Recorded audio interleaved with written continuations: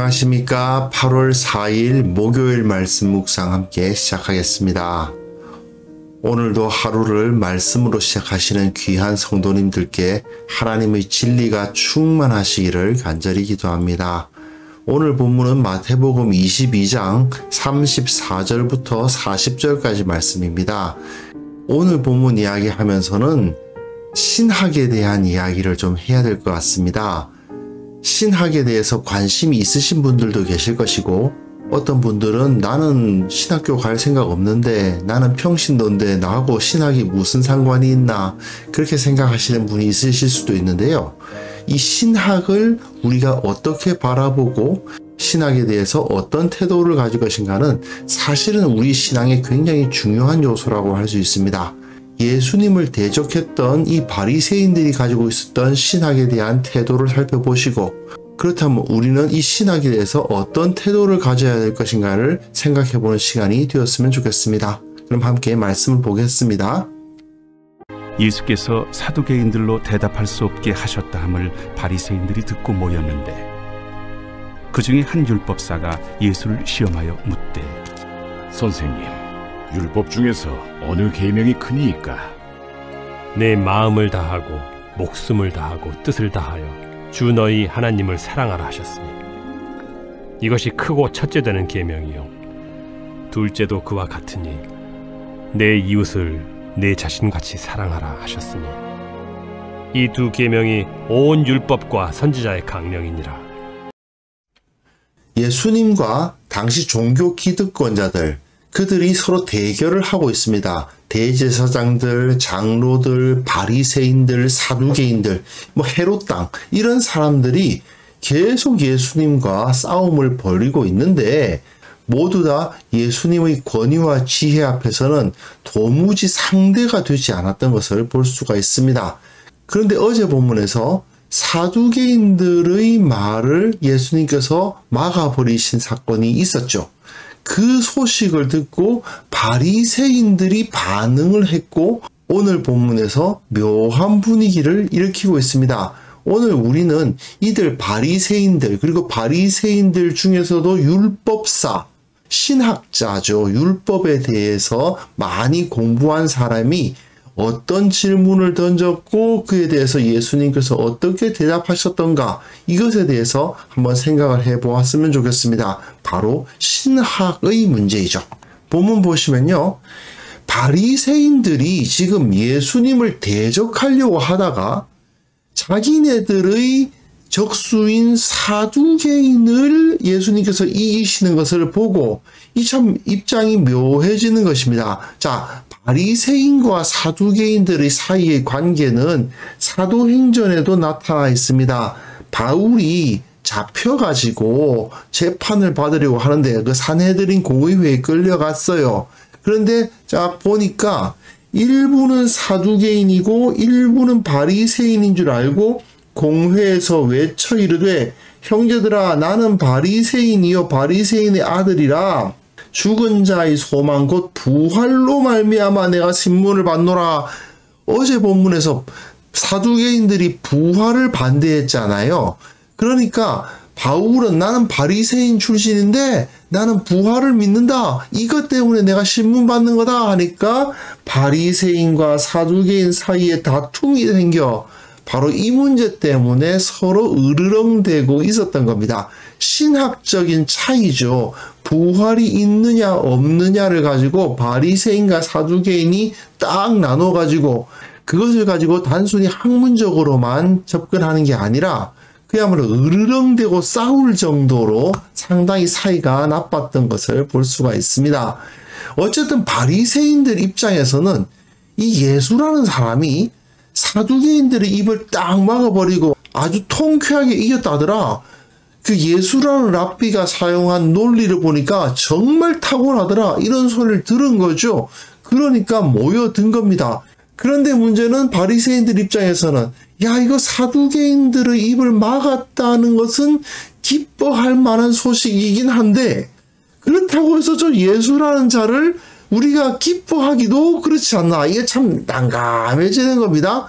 이런 상황에서 한 율법사, 네, 율법을 많이 공부한 사람이죠. 우리식으로 따지면 신학자입니다.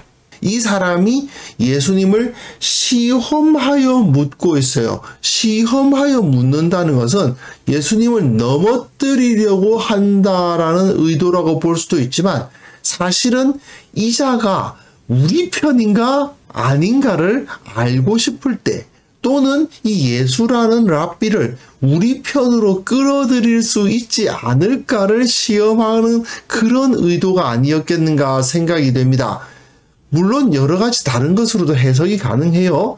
이 예수님이 사두개인들을 신학 논쟁으로 이기신 거니까 당시에 흔한 신학 논쟁으로 예수님을 끌어들이고 있습니다. 선생님, 랍비여, 율법 중에서 어느 계명이 크니까? 당신은 랍비라고 인정하는데 율법 중에서 가장 큰 계명이 무엇입니까? 이렇게 질문을 한 것입니다.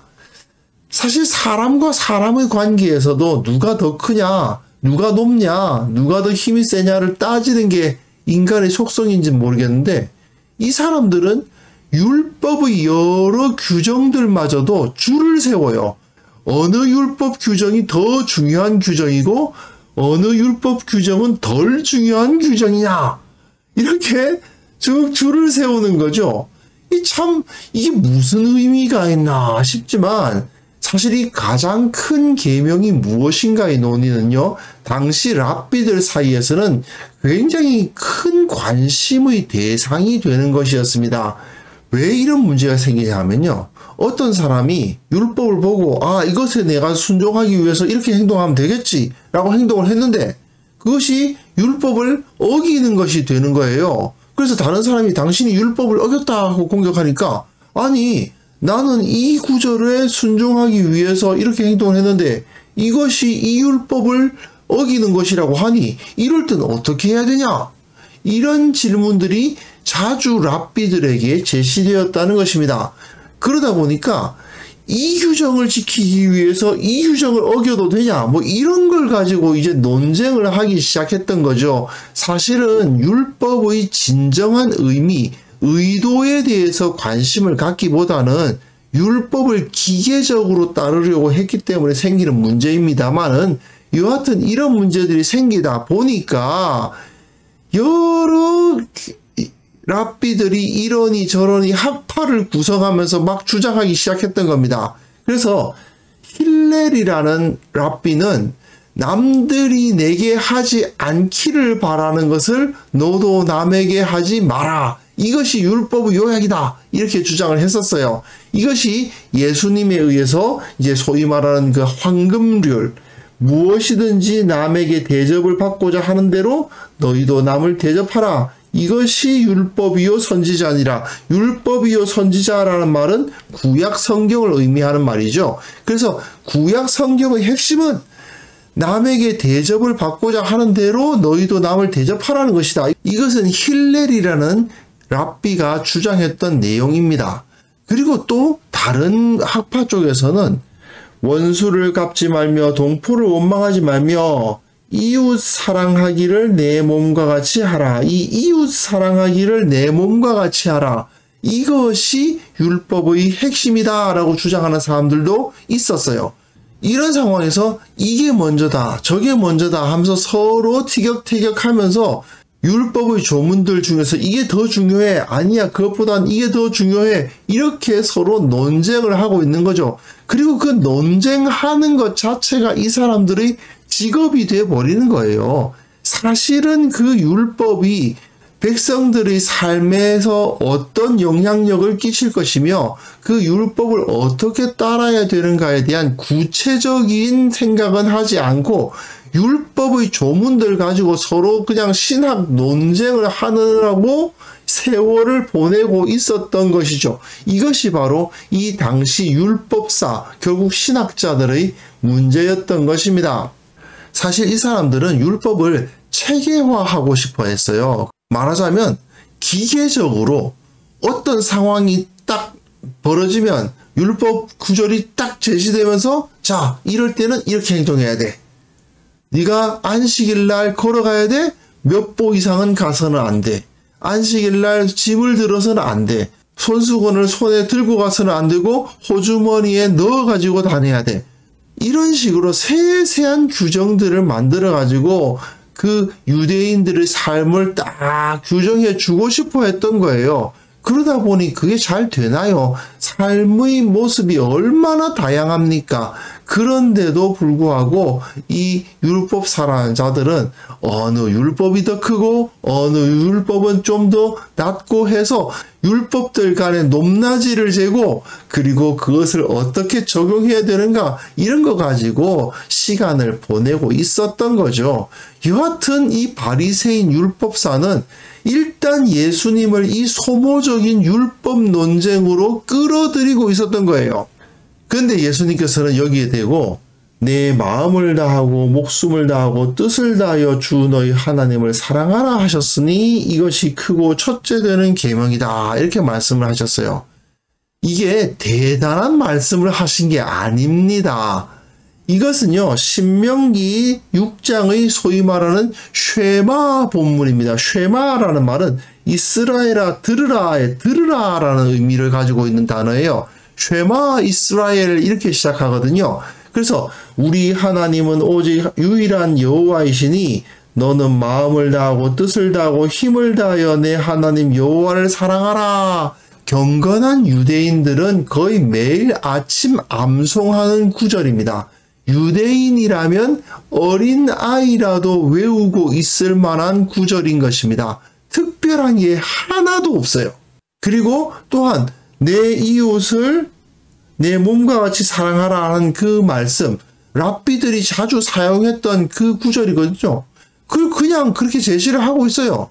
한마디로 말해서 유대인들이 뻔하게 잘 알고 있는 거, 너무나도 단순한 거, 그걸 가지고 논쟁을 할 필요도 없는 우리식으로 말하면 뭐 주기도문 외우는 수준의 그러한 내용이 결국은 핵심이고 그것이 가장 중요한 것이다 라고 말씀을 하신 다음에 둘째도 그와 같으니라는 독특한 표현을 쓰십니다. 둘째가 첫째와 같습니다. 무엇이 더 크고 무엇이 덜 크고 하는 것이 없습니다. 내 이웃을 내 자신같이 사랑하라 이 말씀은 제가 좀 전에 언급했습니다마는 이웃 사랑하기를 내 몸과 같이 하라 이거 당시 랍비들이 많이 이야기하던 내용입니다. 그리고 이웃을 사랑하기를 내 몸과 같이 하니까 당연히 네가 다른 사람이 너에게 하지 말았으면 싶겠다 하는 것을 안 하면 된다. 이렇게 랍비들이 가르쳤던 거예요.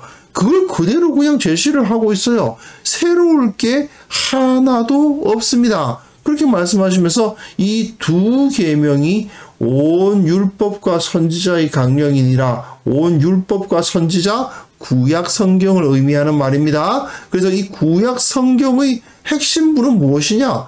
너희가 너무나도 잘 알고 있지 않느냐? 매일 어린아이들도 외우고 있는 바로 그거. 뭐가 제일 크고 그 다음은 무엇이고 하는 식으로 율법을 줄 세우고 있는 그런 무의미한 시간을 왜 보내고 있느냐라고 말씀을 하시는 겁니다. 결국은 온 율법과 선지자의 강령은 사랑하라에 있었습니다. 하나님을 사랑하라. 내 이웃을 사랑하라. 서로 논쟁하고 싸우고 상대방을 깎아내리고 내가 너보다 똑똑해. 내가 너보다 더 많이 알아. 이런 것을 주장하는 것이 하나님의 말씀을 순종하는 것이 아니고 형제를 사랑하고 하나님을 사랑하는 것이 결국 율법과 선지자의 핵심부다 하고 예수님께서 말씀을 하시는 거죠. 자, 우리 신학에 대해서 한번 생각해 봅시다. 교회에는 신학자가 꼭 필요합니다. 그리고 말씀에 대해서 올바로 이해하기 위해서는 학문적인 논쟁 필요합니다. 그러나 절대 우리는 신학과 신학의 모든 과정이 무엇을 위해 존재해야 하는가에 대해서 우리는 정확하게 인식을 갖고 있어야 됩니다. 어떤 분들은요, 단순히 목사 안수를 받으려면 신학교 가야 되니까 그냥 어떻게든 버티는 3년, 이렇게 생각하시는 분들도 있어요. 신학교에서 공부해봤자 그게 무슨 소용이 있어, 이렇게 생각하시면서 신학을 무시하는 분도 가끔 계십니다. 결국 내가 은혜 받은 게 중요하지 신학교에서 가르치는 지식 같은 건 중요하지 않다, 뭐 이렇게 생각하시는 거죠. 이렇게 신학을 완전히 무시하는 분이 있는가 하면, 또는 이 신학자들이 이 바리새인 율법사처럼 그들만의 리그를 구성해가지고 자기네들끼리만 알아들을 수 있는 언어로 막 논쟁을 벌이고 있는데, 일반 성도들은 지금 저들이 무슨 소리를 하고 있는지 이해할 수가 없고, 그리고 그들의 논쟁이 도대체 우리의 신앙생활에 무슨 의미를 가지고 있는지 알 수가 없는 그런 신학들도 존재하는 경우가 있죠. 사실은 이 양쪽 다 신학을 무시하는 것도 문제이지만, 신학이 교회를 떠나서 그들만의 리그가 되어버리는 것은 정말 문제가 있는 것이라고 볼 수 있습니다. 우리는 분명한 신학을 갖춰야 됩니다. 그러나 신학은 교회에 반드시 필요한, 성도들을 위해서 성도들을 깨우고 성도들이 하나님께 더 가까이 나아가도록 하기 위해서 사용되어야만 됩니다. 교회에는 아무런 유익이 없는 그야말로 신학을 위한 신학, 그런 것을 행해 나가는 것은 정말 무가치한 것이죠. 그리고 그들이 그렇게 신학을 위한 신학을 왜 하는가 가만 보면요, 결국은 서로 학위를 주고받기 위해서 해요. 결국 그 학위로 사람을 높이기 위해서 신학을 위한 신학을 하는 경우가 너무나도 많습니다. 이거 참 답답한 노릇이죠. 진정한 신학은 하나님을 사랑하고 사람을 사랑하는 데 있습니다. 가장 기본적이고 단순하지만 우리 신앙의 핵심적인 진리를 더욱 잘 구현하고 실천할 수 있는 도구가 되어야 되겠죠. 그렇기 때문에 우리가 이 신학을 위해서, 그리고 신학교를 위해서 기도해야 되고, 그리고 우리가 신학을 좀 더 알기 위해서 노력할 필요도 있습니다. 바른 신학, 실천하는 신학이 우리 교회 가운데 있어야겠죠. 하나님을 사랑하고 사람을 사랑하는 데 사용되는 진정한 신학이 세워질 수 있도록 우리는 기도하고 노력해야 될 것입니다. 그래서 이 시간 함께 기도하실 때에 무엇보다도 내가 하나님의 말씀을 알고 그 진리를 배우기를 즐거워하게 하여 주옵소서. 그것이 곧 신학이거든요. 내가 신학을 배우는 것, 그것을 즐거워하고 무엇보다도 그 진리에 순종하는 삶으로 참된 신학을 실천하게 하옵소서. 그리고 또한 우리가 함께 기도해야 할 것은 교회의 지도자들이 신학에 대해서 바른 이해와 바른 태도를 가지고 성도들을 잘 가르치게 하시고, 또한 이 땅의 신학교들이 신학을 위한 신학으로 빠져들어가지 않도록 하나님의 나라와 교회를 섬기기 위한 신학을 연마하는 참된 선지동산이 될 수 있도록 함께 기도하는 시간을 가졌으면 합니다.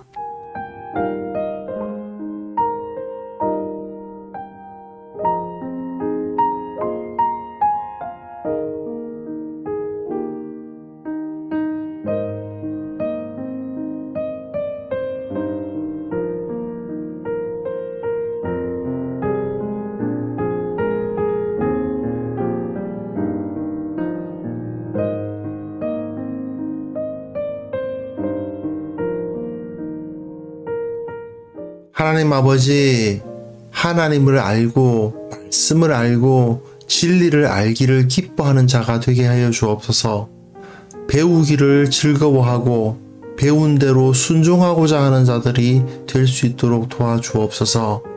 주님, 우리가 진리를 알기를 기뻐할 때에 주님께서 우리에게 복을 주시고 변화되고 더욱더 발전할 수 있도록 주님께서 이끌어 주시기를 원하옵고 바랍니다. 특별히 원하옵기는 교회의 지도자들이 신학에 대해서 바른 이해와 바른 태도를 가지게 도와주시고, 성도들을 진리로 정직하게 가르치는 자들이 다 될 수 있도록 도와주옵소서. 신학을 무시하는 어리석은 자가 되지 않도록 도와주시고, 또한 신학만을 위한 신학으로서 교회와 상관없는 이야기들로 가득 찬 그런 잘못된 신학에 빠지지 않도록 목회자들과 교수들을 주님께서 붙들어 주시기를 원하옵고 바랍니다. 특별히 원하옵기는 한국 교회의 모든 신학교들을 주님께서 다스려 주옵소서. 그곳에 온전한 진리만이 넘치게 도와주시고 하나님의 나라와 교회를 섬기는 신학을 가르치고 배우는 장소가 될 수 있도록 주께서 은혜 베풀어 주시고 붙들어 주시기를 원하옵고 바랍니다. 우리가 함께 기도하오니 이 교회가, 한국 교회가 온전히 진리 위에 설 수 있도록 주께서 이 교회를 불쌍히 여기사 지도하여 주옵소서. 아버지, 오늘 하루 주님께서 그 진리 가운데 우리를 지켜주시고 주님의 뜻을 깨닫는 하루가 되게 도와주시고 이를 통해서 하나님께 영광 돌리는 하루가 될 수 있도록 도와주시기를 원합니다.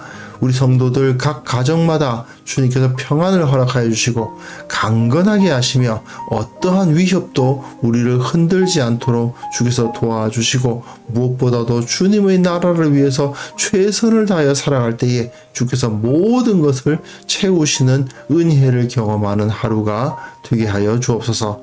주께서 영광 받아 주시기를 원하옵고 예수님의 이름으로 기도합니다. 아멘.